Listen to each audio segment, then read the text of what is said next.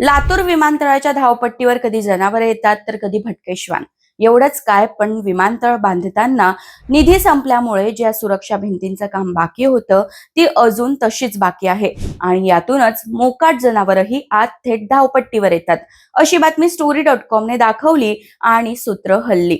पालकमंत्री शिवेंद्रराजे भोसले यांनी तातडीने विमानतळाचा आढावा घेतला आणि लातूरच नाही तर राज्यातल्या सर्व विमानतळाच्या धावपट्टींची योग्य ती काळजी घेण्यासाठी थेट डीपीडीसीतून निधीची तरतूद करणार असल्याचं सांगितलं.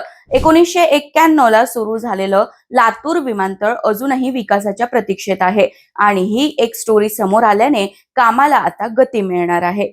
तर अशाच व्हिडिओसाठी story.com ला नक्कीच सबस्क्राईब करा.